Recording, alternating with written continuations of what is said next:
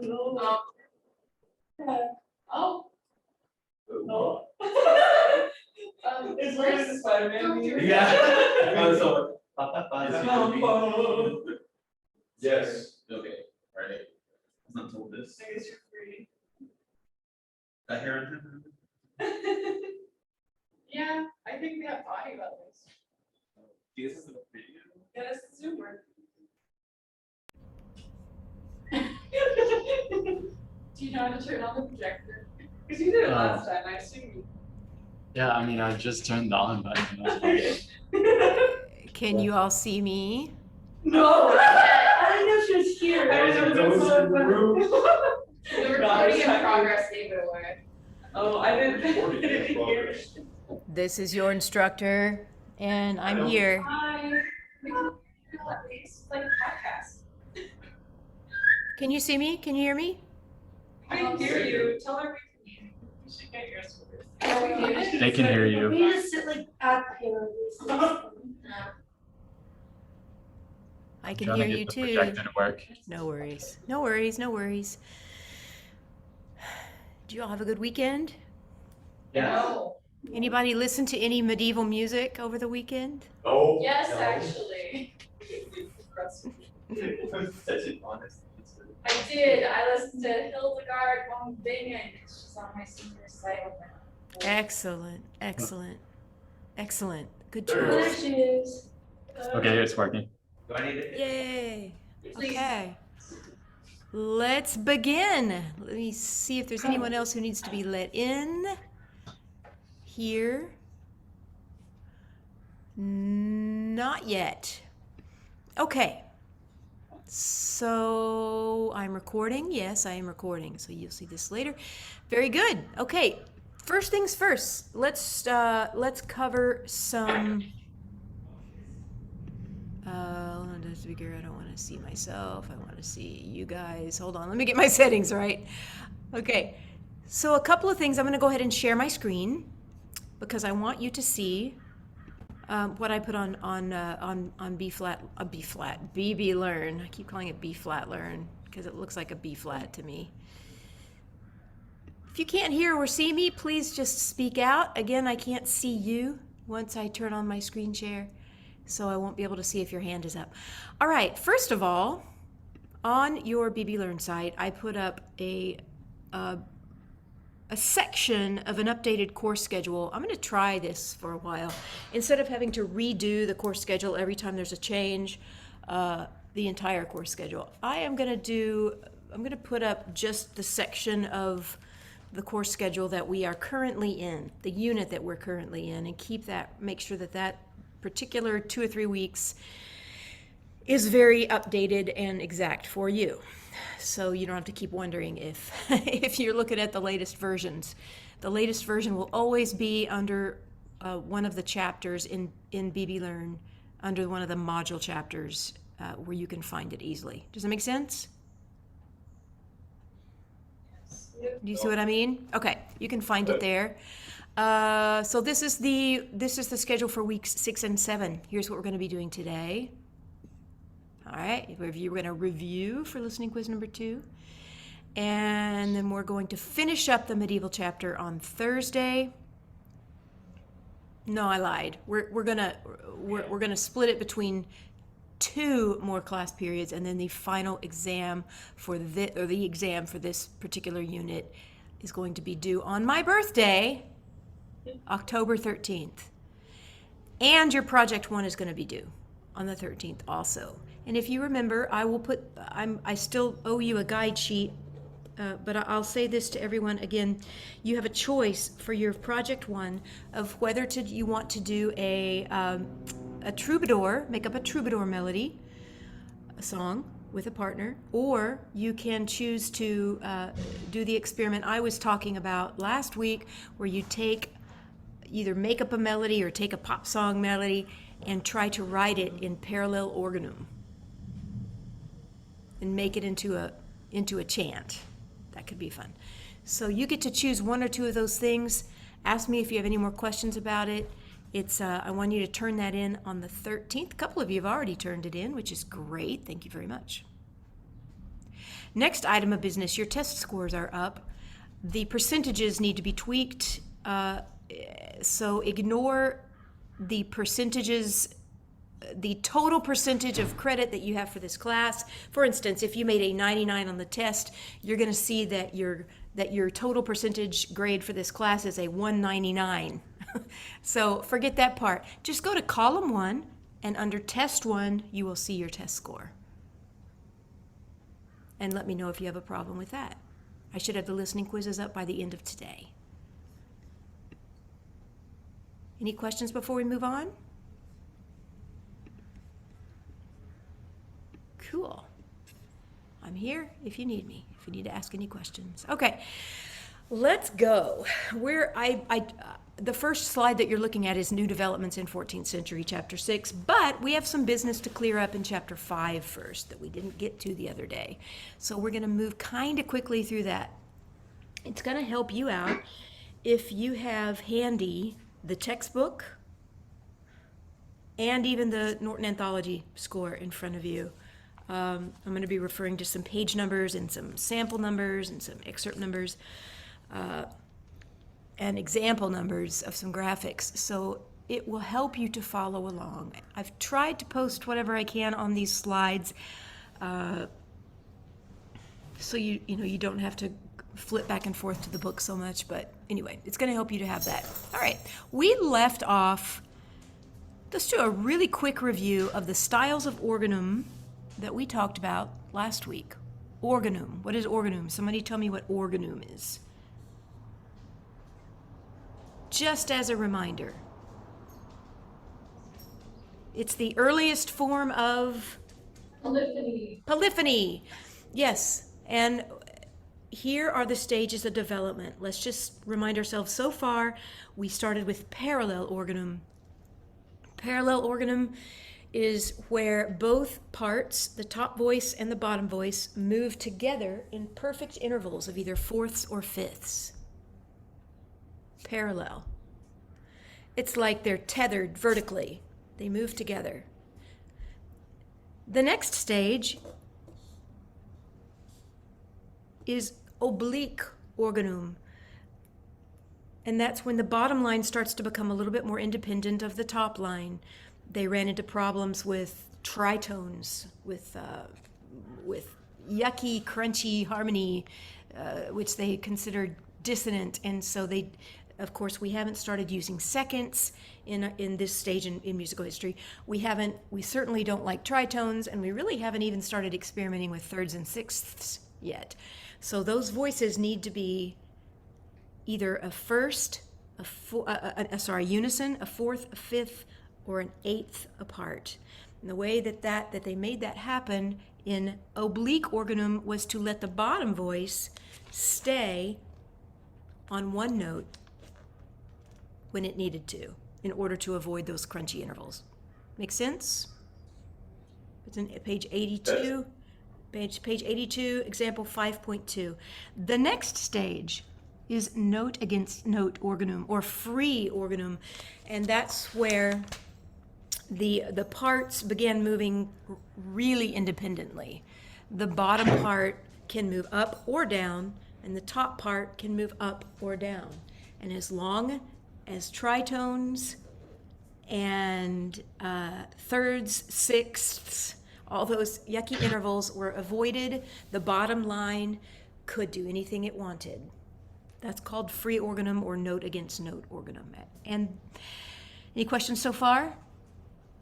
All right, that's the first stage. The second stage of development we've discussed was Aquitanian polyphony. Aquitanian, why is it called Aquitanian? Aquitanian? It's from a place in France. Yes, it's from a region in France, a duchy, which is a dukedom in France called Aquitaine,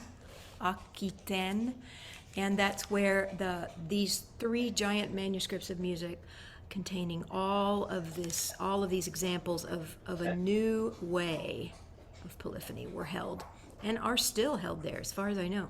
So in this stage of polyphony, we see something new. what we see is the bottom line holding a drone, sort of, or a very long, prolonged note, like do,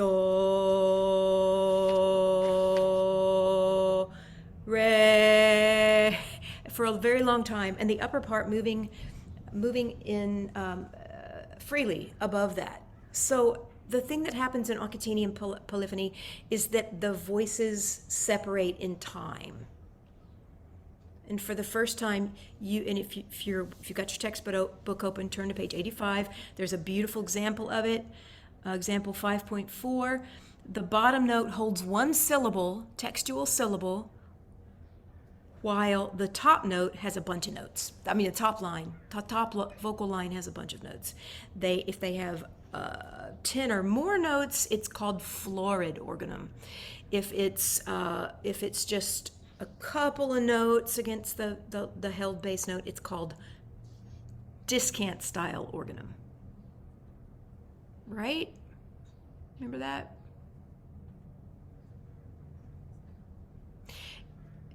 It's easier to understand if you look at it.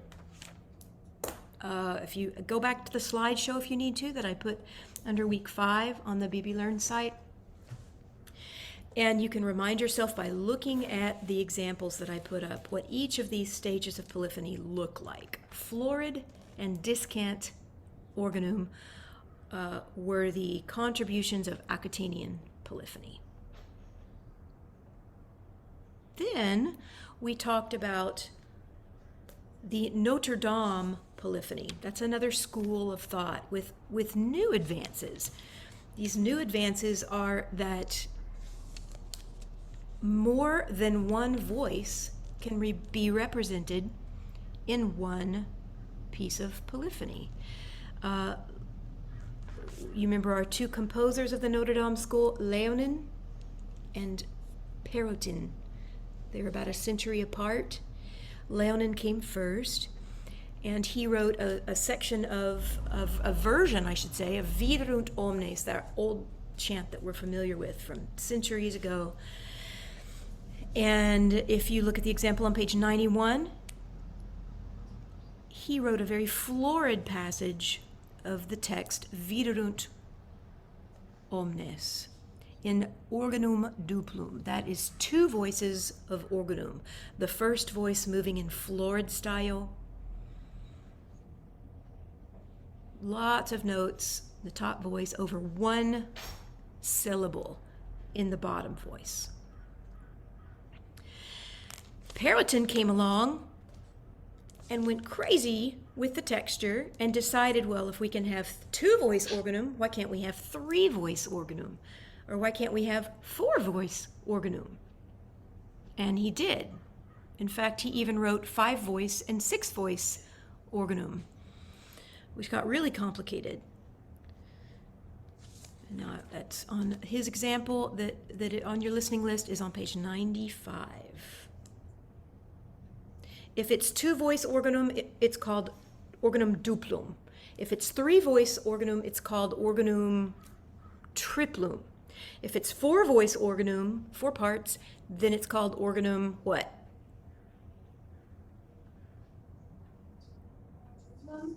Quadruplum. Remember your Latin roots. Yes, exactly.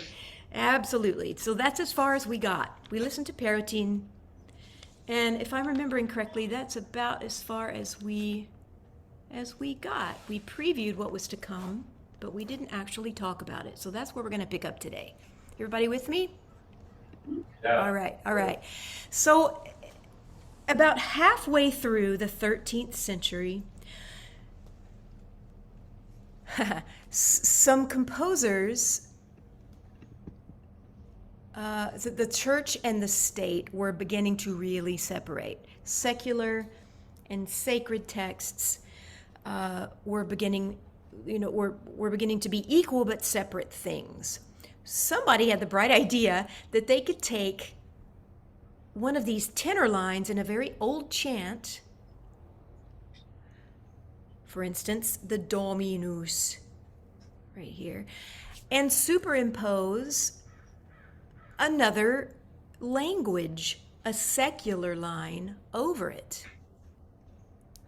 So what you see here is in a motet is this juxtaposition of French secular text with a Latin word that forms kind of the foundation of the piece. So you get with a motet, and this was a genre completely independent of church performance, nothing liturgical or church related to it at all. It became a fun exercise for people in families to sit around their 13th century coffee tables, whatever those were, and sing together and see how many different fun parts they could make up. So characteristics again of a motet, we're about to listen to one, but long-held tenor part. And remember, tenor doesn't mean the tenor voice, as in the high male voice. Tenor refers to, in polyphony, to the held notes. Tenere, the Italian word for held, is what it's named after. So you're going to see these long tenor lines on a Latin text on the bottom line of polyphony, with a completely independent line on the top in another completely different language. And here's what it sounds like.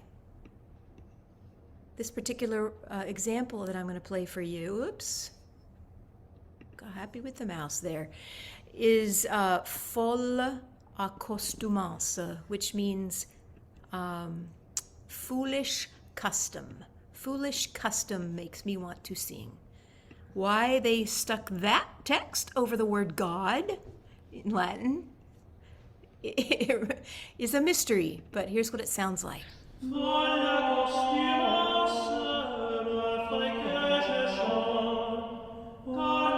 Let's try this with the graphics. I think that's helpful.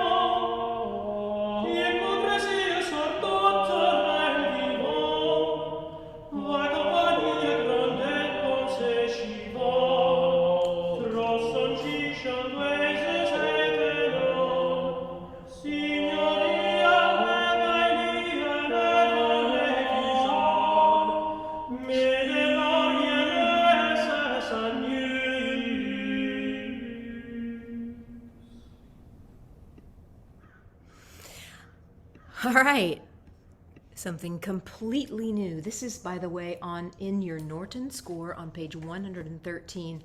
I find it really helpful to follow along as these examples are being played, and I encourage you to do the same thing. I think you'll have a hand up on the listening quizzes and exams if you would make that a habit. Plus, it just makes it more interesting to see and hear at the same time. So what's going on there? Can you hear the French text on top?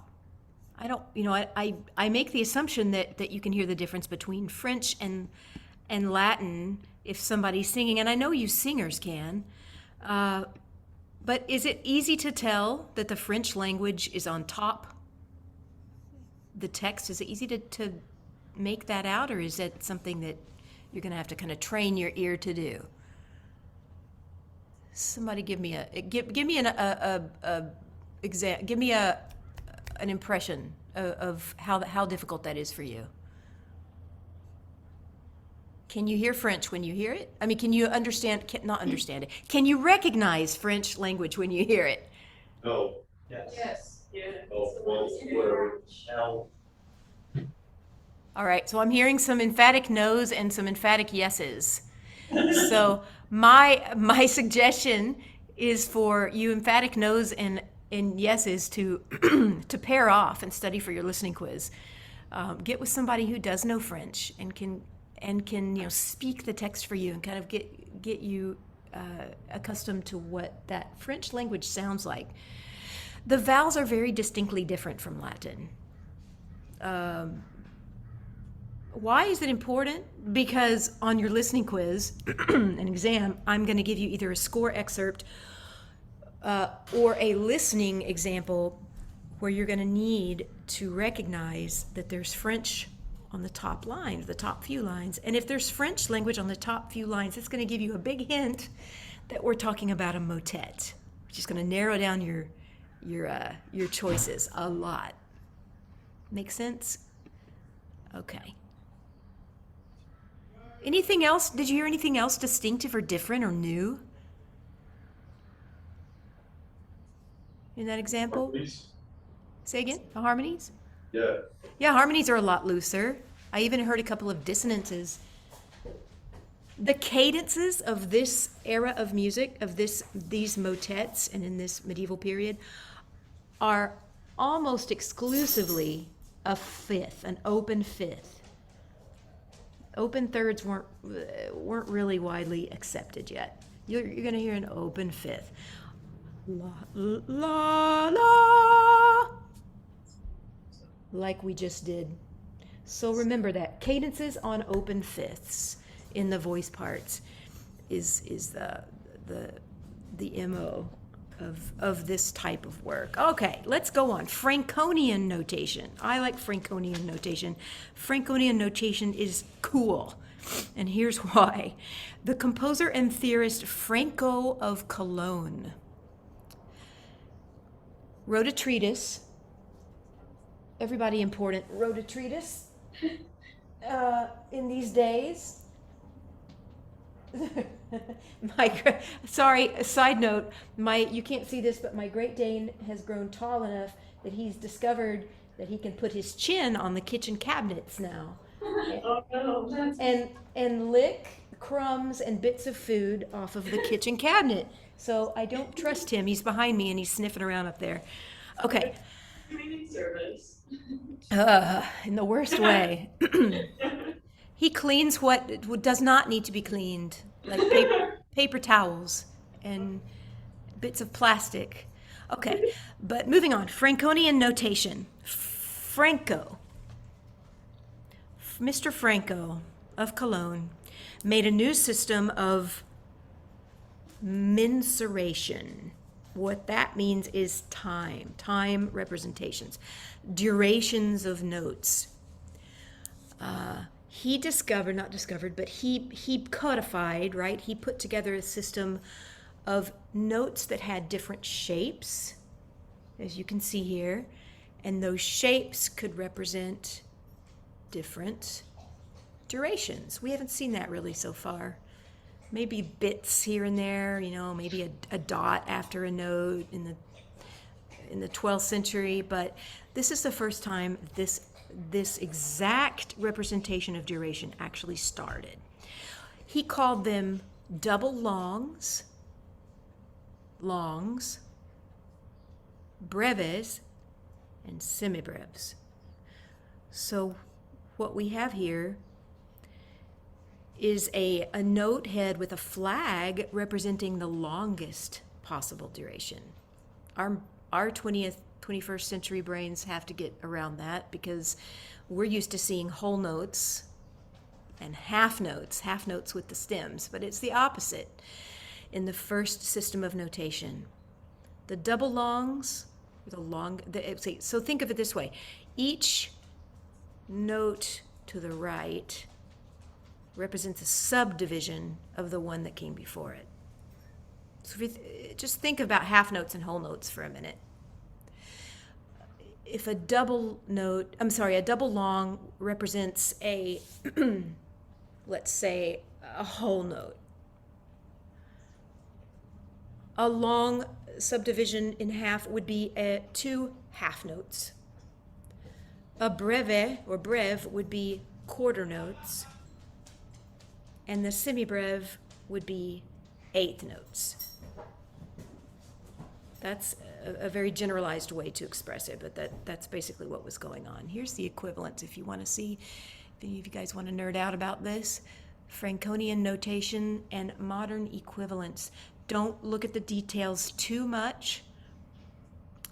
If you remember the number 3, which represents the Holy Trinity, the Holy Spirit, Jesus, Son of God, and God, is still the absolutely predominant note value. So we're not really seeing subdivisions of 2 yet. Does that make sense? We're still seeing things in groups of 3. We're hearing things in groups of 3. 1, 2, 3. 1, 2, 3.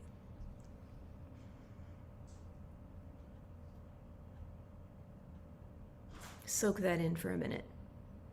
It wasn't terribly specific. If you look at the little notes here in this line, and then you try to make sense of how they translate into modern notation, you don't know.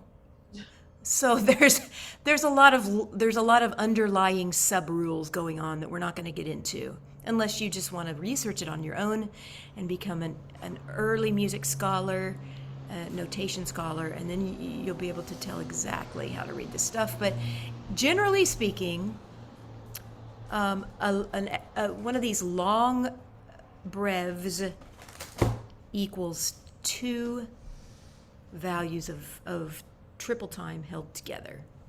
1, 2, 3, 4, 5, 6. Subdivided, you get 1, 2, 3, 4, 5, 6. Or you get 1, 2, 3, 4, 5, 6. Does that sort of kind of make sense? Yeah. Sort of yes, sort of kind of? All right. Again, don't look at this chart too carefully. Just know the basic idea. And the basic idea is that shape notes began to represent, exact durations of notes in the staff. So when you saw something like this, if you were a singer, and you saw a note with a stem on it that had a really long, elongated note head like this, you would know that that's the longest possible time that you could hold a note. Our eyes aren't used to this, so I don't expect you to be able to read this perfectly. But take a look at what it did, how it did appear on a piece of manuscript paper or a piece of animal skin, parchment. So the way that they wrote this out for centuries, this Franconian notation, is in choir book format. And they did this in order to save space on a piece of parchment. They didn't have whiteout. And if you made mistakes, you either had to scratch it out, risk putting a hole in the parchment with your knife while you were scraping, or you had to just start over and lose hours and hours and hours of scribe work, hard work. So here we go. Here's how they wrote it out in choir book format. The triplum part was on the left. We're talking about a 3-part motet here. The triplum part was on the left, or the top line. The middle line, the duplum part, was on the right. with its separate text. And then this tenor in Latin, the Latin word, was written across the bottom. And if you were a trained choir singer in this period, you would just know that.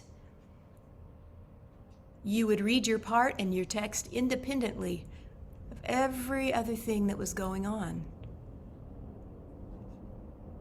And if you notice, there's absolutely no attempt to line things up vertically, is there? Absolutely no attempt to line things up vertically. So you would just have to know. Your syllables don't even line up. The text on the left is completely independent from the text on the right. So how did they know what to sing when? Well, largely by ear, I think. Largely by just being used to the style. Anyway, this is an example from one of the most famous codexes of early music manuscript, early notation, called the Montpellier Codex. It's in a little town, or came from a little town near Toulouse, France. And I think it's still there in a library. You can actually pay $100 or so and get a beautiful facsimile copy of this and have it on your coffee table to spark conversations for decades to come in your future. All right, let's listen to some of this. Two major French composers of this Franconian notation period.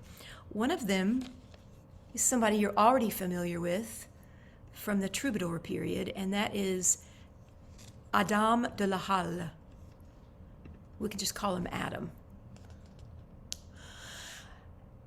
All right, this is number 21 in your Norton score, if you would like to follow along, which I encourage.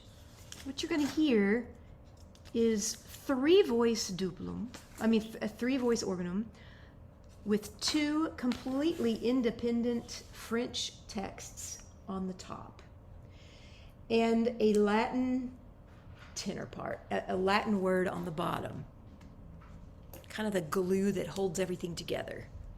Somehow, like I said, the singers were trained to hear and translate their parts in groups of three. So there is a feeling of meter about it, even though the parts are moving independently. All right, this is a piece by Adam, however you want to pronounce his name, called De ma dame vient. And notice the title. Notice how the title is laid out here. De ma dame vient are the first words of the top line of text. And then there's a slash, and then we have the first two words of the second line. And then we have a slash. And then we have the word in the bottom line. So what if you had like 6 parts of polyphony here? Well, your title would be very, very long, because you would have to quote and reference the first couple of words of each line of text. And that's how these titles were written. And here's what they sound like. 21.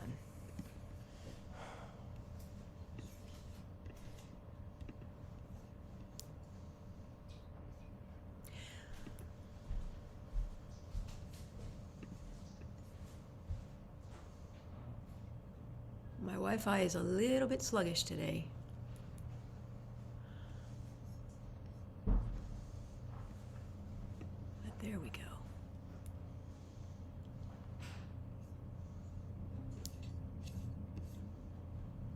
Wait for it. Hold on.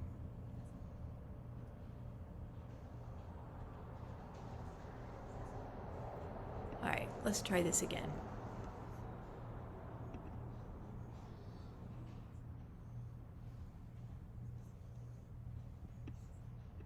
Here we go.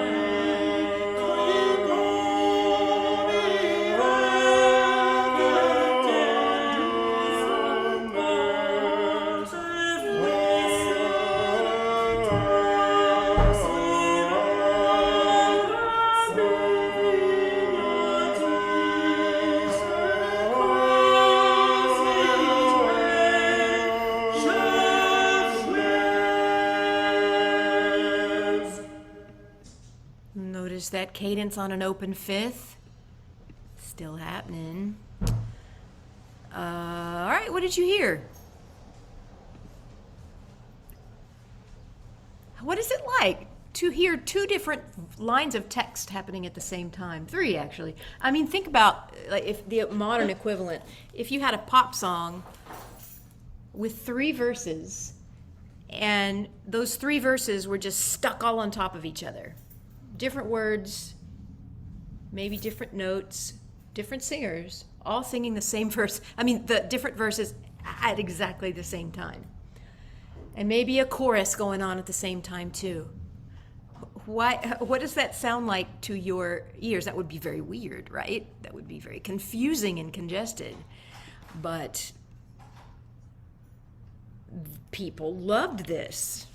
It was new. It was radical. It was exciting.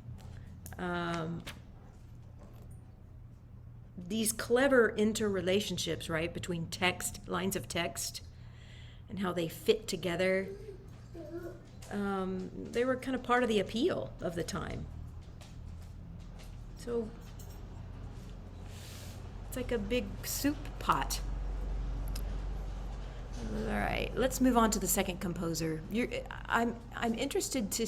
Could you hear the more complicated notational, like more complicated notations, rhythms going on over the tenor part? Still falling into groups of three, but much more difficult and independent vocal lines. Can you hear that in the texture? All right. I'm going to take that as a yes, because we're going to move on, because it's going to get even more complicated now. Notice the rates of movement of this next composer, Petrus de Cruz.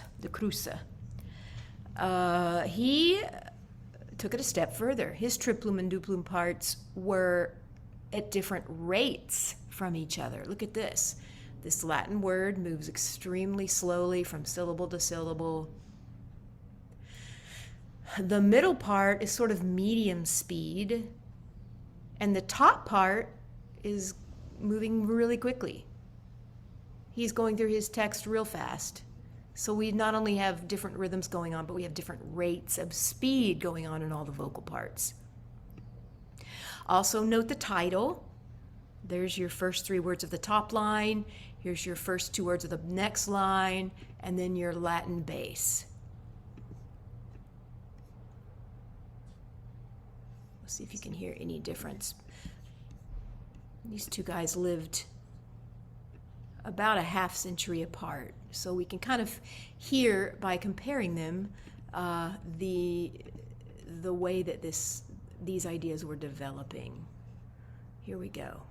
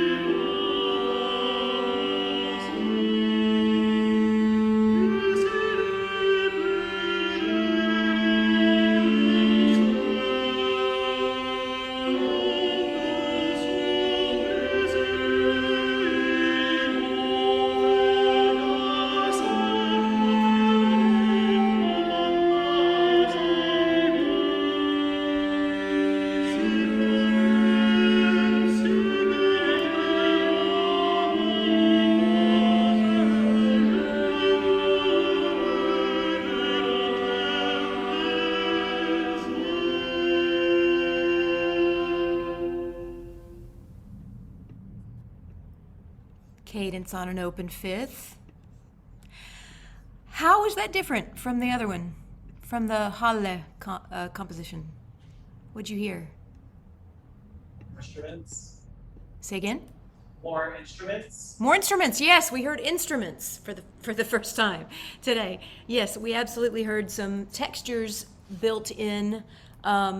They weren't, if you noticed, singing the vocal. They weren't doubling the vocal lines. They were doubling the tenor line.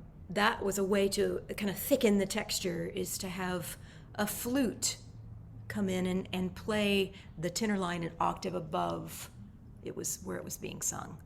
So I guess it'd be the equivalent of just experimenting with new and different combinations of color with your paint and a canvas. Also, I was reading along with the text on this as I was listening to it this time. And, you guys should read through these texts. They're pretty steamy, actually. It's almost comical that we have this Latin religious word underneath, like omnis or dominus, God, and then you have all these allusions to bawdy lasciviousness on the top, and love triangles and sex and all this stuff going on the top, in the top two lines. It's worth looking at, if nothing, if for no other reason than just to be amused. This medieval mindset. All right, where were we? So we've listened to the two major composers of this new phase of notation called Franconian notation. First attempts at putting note values with shape notes, making notes in different note heads in different shapes to indicate value, how long you should hold them. And that lets singers for the first time, and composers, be really precise about where they want those rhythms placed. Because for the first time, you can specifically tell a singer by the shape of your note how long they should hold it. And that brings a lot of new discovery and flexibility into the game. All right, moving on. English polyphony. So this motet idea, different texts, different lines of music, was mostly a French innovation. Well, there's no mostly about it. It was a French innovation. It was conceived of and developed in France. But as things do, word of it spread, and soon the English continent wanted to start experimenting with their own versions of this idea. So they did it a little bit differently. And maybe, perhaps, and I don't say this with judgment at all, without quite perhaps the elegant sense of perfectionistic timing and veneer that the French created their polyphony. English polyphony sounded a little more folksy. You'll hear parallel thirds, which was considered by the France and Italy musicians to be kind of beneath their status. Maybe thirds were maybe like the common people's interval. They started appearing, but it wasn't in anything sophisticated for a long time, except you start hearing parallel thirds in English polyphony. They were considered imperfect consonances. So the English, again, a technique that they like to rely on was repetition of little fragments of melody in a couple of different formats. The rondellus and the rota. This is on page 103 of your text. A rondellus in English polyphony is basically just a short composition where the vocal line has three parts. One melody line, has three parts: part A, part B, and part C, just like our pop music does today. And they would scramble, it's like Scrabble. They would scramble up these parts and let the different voice parts sing them at different times. So you always had the same three parts going on at the same time, but different voices were singing them.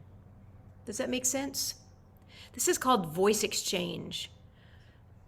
We heard this in something last week. Oh, it was the Periton, the Viderunt Omnes sample. We heard that this voice trading between the three vocal lines, trading of phrases. Similarly, a rota was a cannon, a round, like row, row, row your boat. The melodies the little fragments of melody weren't traded so much as that they were entering slightly one after the other, so that different combinations were heard at different times, but everybody was singing the same sequence. Does that make sense? You know, like row, row, row your boat. The same line is repeated, it just, everybody enters at a slightly later time. If you've been in choral music at all, or any kind of early music ensemble, you might have seen this piece. Summa izikumenin. That's Old English. Basically means summer's coming, y'all. And it's gonna bring really cool stuff with it, like parties and drinking and frolicking in fields with lovers. So this is a very secular piece, another sexy piece, and it's a round. There are 4 parts on the top. It's on page 104 in your text if you want to look at a graphic of it.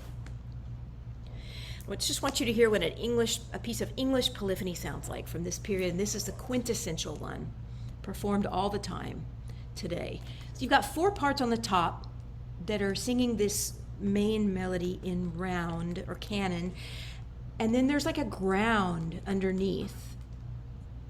If you're looking at the graphic, they labeled it PES, which means something that I've forgotten. Let's see. What is it's a Latin word for foot or ground. There you go, a repeating melody that serves as a tenor. So this PES part, just think of it as the ground. It's the thing that's repeated over and over and over and over again. In the case of Summer Izikumenin, it's sing cuckoo nu, sing cuckoo, sing cuckoo nu, sing cuckoo, over and over again, over throughout the whole piece. And that's the bottom texture. It's like the tenor part, if you will. Here's what it sounds like.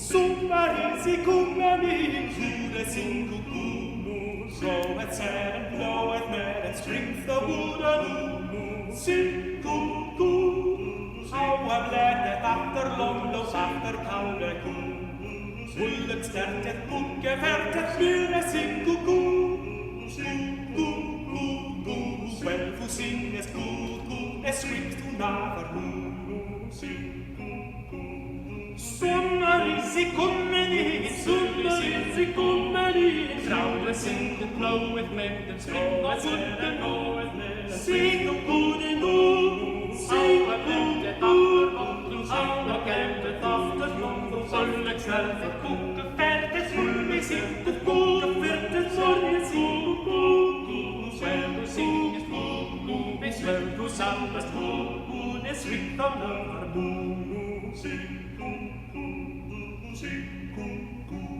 Summa izikumenin, summa izikumenin, summa izikumenin, summa izikumenin, sing cuckoo, sing cuckoo, how gämtet after long, Ullet stärket mucke färtet myre sing cuckoo, färtet sorgen sing cuckoo, färtet sorgen sing cuckoo, färtet sorgen sing cuckoo, es sing cuckoo,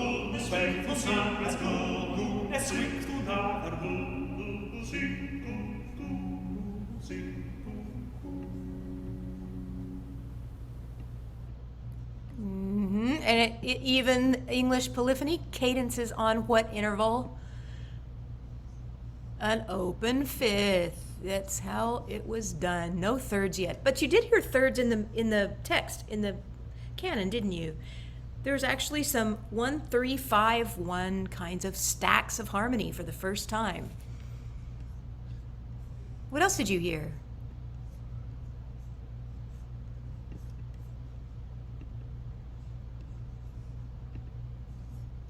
Anything come to mind? Did you hear the canon? Was it able to distinguish the texture of the canon coming in different voice parts? All right. Well, you've got it in your book. You've got it to look at. You've got it to listen to as many times as you need. And by the way, yes, that is English on the top. It's just a very old version of English. It's people, again, spend entire careers learning what every symbol of old medieval English looks and sounds like. Okay, that is it for what I wanted to play for you today. That's it. I want you, however, to read forward in your book because we're going to skim through quickly, not skim, but we're going to race through the next 2 class periods, the end of the 14th century, the bridge between the medieval period and the Renaissance period. And this guy is really one of those bridge composers or turning point composers. Guillaume de Machaut, you may have heard of him before or listened to some of his music. What he starts doing with rhythms and polyphony is so mind-bending that everything changes after him. It's like a Mozart or a Beethoven, one of those transitional composers. So we'll start there next time. Now, for the end of, any questions before we move on? All right. So what I thought we would do now, with the last few minutes of class, is a little bit of a review. So what I'd love for you to do, please, is go to BB Learn and go to, you should be able to see a little piece, a single piece of paper, which I called Chapter 5 and 6 Listening Review. It may be called something else when you inside the folder. The title may be something else, but anyway, see if you can find it. It's basically a listening review or a prep or a preparation or a review for Listening Quiz 2. And then give me a thumbs up when you have it in front of you. Your listening quiz is first thing on Thursday. So I wanted you to have this so you can be studying and listening and looking and reviewing the differences between these pieces. Yeah, thumbs up when you have it. It's in chapter 6. It's under chapter 6, yes, indeed.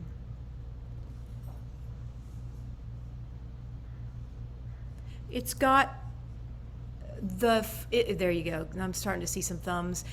If I put the correct version in time into BB Learn, it should say chapters 5 and 6 listening review on top with possible excerpts.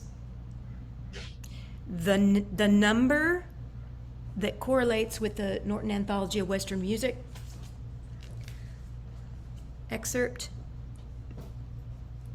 and then either the name of the piece or a name of what the excerpt represents. Right? Do the name of the composer? No, we don't. You don't need to know. Well, most of these, honestly, are anonymous. There is no composer. So you might know the difference between the Leonin and the Periton versions of this organum, of this Vibrotones. You might need to know de la Halle or Kruse, the other main composer of Franconian notation. But that's it. Those are basically the only names that we have, because things were still largely anonymous. So what I'm going to do is pull up some examples of some different excerpts, and the only way I can get my sound to share with you is by actually pulling up the playlist in front of you. So, I mean, try to close your eyes and listen instead of looking, and see if you can tell me which one of these examples I am playing. Okay? Like, for instance, what is this an example of?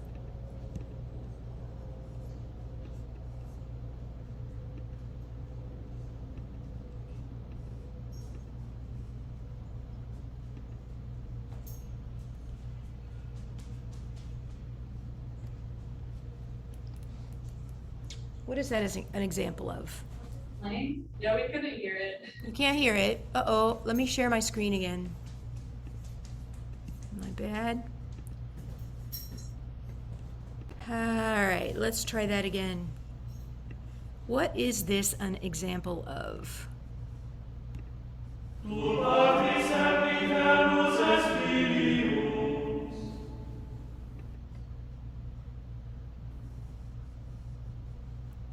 From the list. Parallel organum. You know it's organum because there's two parts and they're moving in tandem. They're moving at exactly the same time, singing the same syllables, and they're tethered, right? It's moving in the interval of a fourth or fifth. You don't need to be able to distinguish between the fourth or fifth specifically, but yes, that's parallel organum. I'm going to skip around a little bit here. What is this one?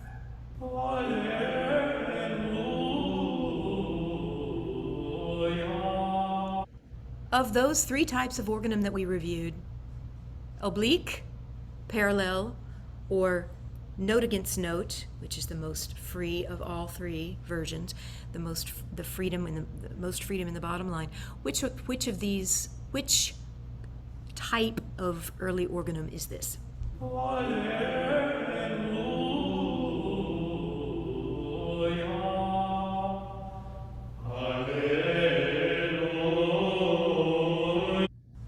it goes into unison, but could you tell from that first little bit? And then you can ask yourself, okay, what's the difference between oblique organum and note against note organum?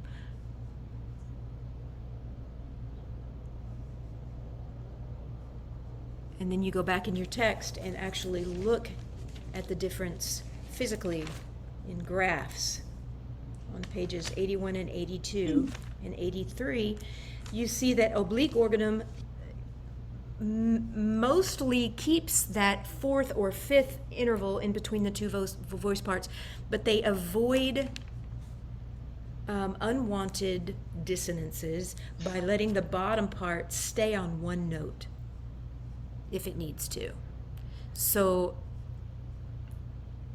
it doesn't have to move in exact parallel motion with the top part.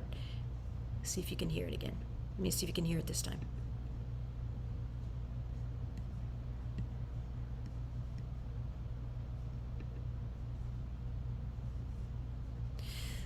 Slow Wi-Fi today.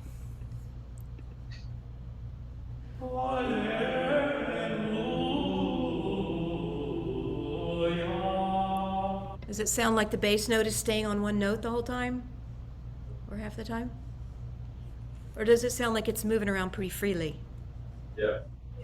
Yeah, note against note organum. Exactly. All right. The next stage. The organum starts to separate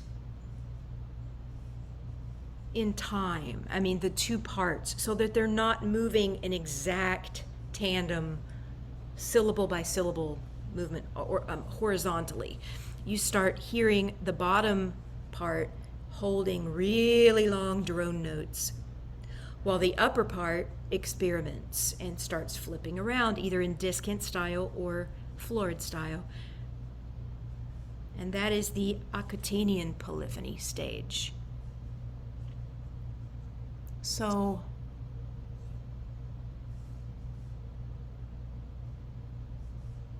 yeah, that's actually that's the one I just played for you. Okay. Is it? Listen again.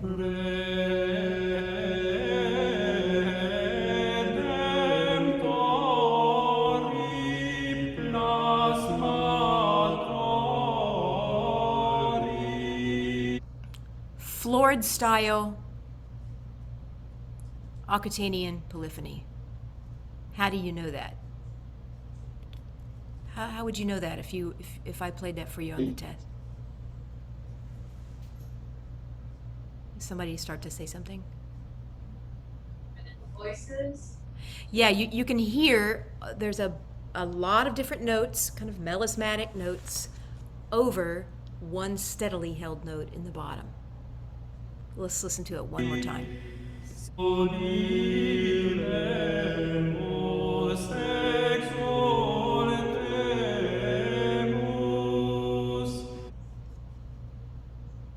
Did you hear it that time? Okay. You have to Like- be able to distinguish between discant and florid. No, I'm just going to give you an example of Aquitanian polyphony because the example that they gave you in the book, it moves quickly and freely between the discant style and the florid style. Wait, what's the difference? Between florid and discant? I forgot. Oh, florid is when you have a bunch of notes. If you want to look at this and see how it really, guys, you got to look at how it looks visually if you really want to understand and put it together with what you're hearing. I'm sorry, you want to see, like, if you look on page 85 and look at this graph, you can see that there are like 15 notes on the syllable re of the top voice, but just one note on the bottom, in the bottom part. I think I gave you a ratio between florid and discant. Florid is like 10 notes on the top to one note on the bottom. Discant style is like 3 notes on the top for every one note on the bottom. Let's look at the graph again for this one because it will show you exactly, well, I think it will show you exactly which parts are florid and which parts are discant. Like I said, you won't have to distinguish between this on the listening exam.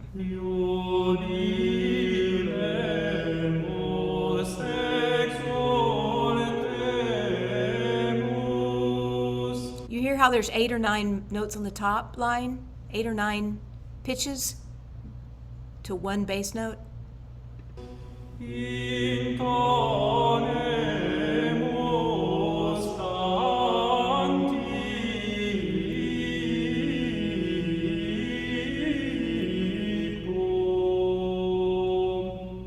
That's florid style. Let's see, I think this one's duplum.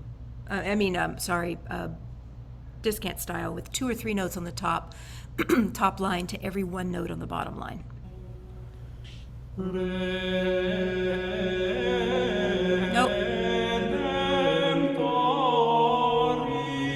I was wrong, it's still very florid. Let's keep moving.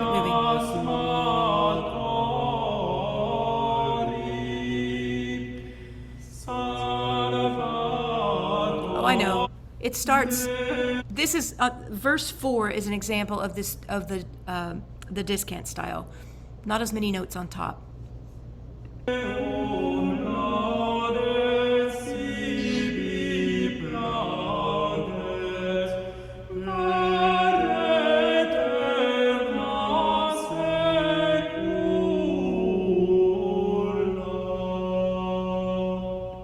you hear the difference between those two?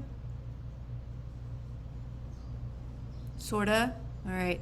So all I can offer is look at the score, listen to it at the same time, circle the thing that makes the listening example different from the other things on the list. And then quiz each other. Get together with somebody. Because it's just about familiarity. Now, if I play, but actually let's not skip forward that much in time. Whoops, we're almost out of time here. If I play an excerpt from Viderunt Omnes, how do you know which version it is? We've got two versions. We have the Leonin version and the Perotin version. L comes before P in the alphabet. So Leoninus or Leonus is the earlier composer. The texture he writes Yeah. with, not sparser. Exactly, yes. He only writes two-part polyphony.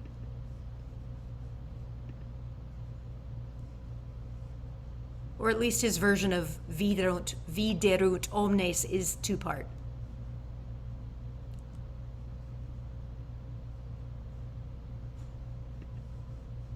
You can listen to that on your own.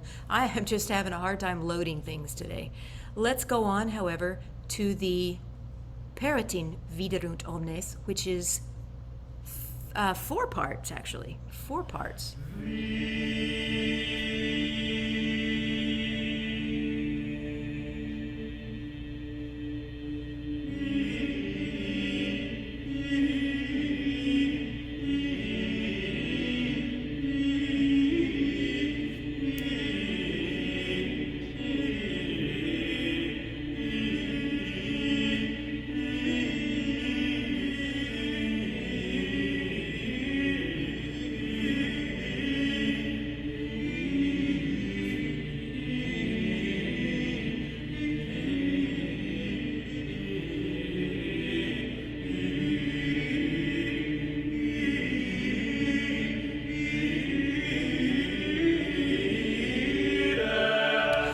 So I love that they spend 48 seconds on one syllable.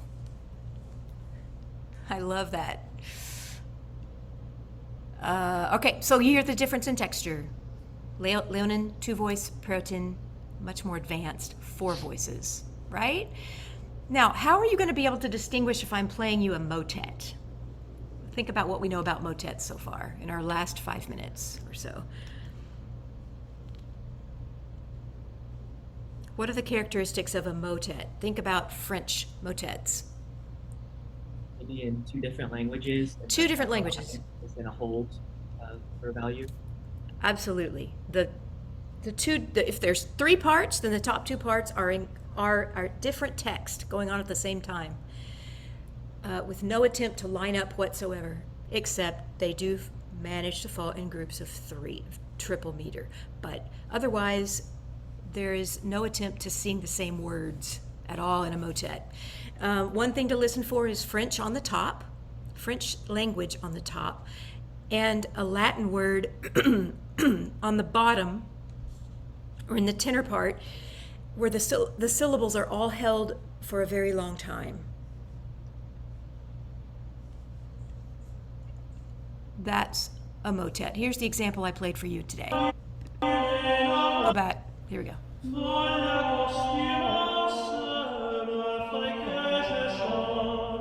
That one is not as easy to distinguish, so I'm not going to put that one on the exam. I will probably give you either one of these 2. The Lahal or the Cruce.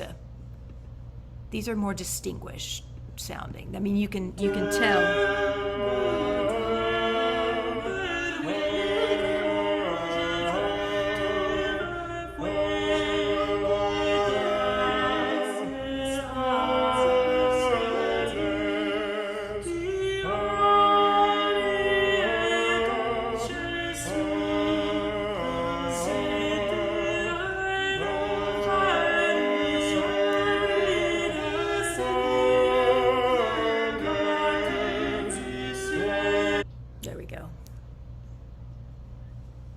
And then the last listening example I played for you was this one from English Polyphony, this English piece. You're going to know it because it's in a round and it's in English, even though it's Old English, right?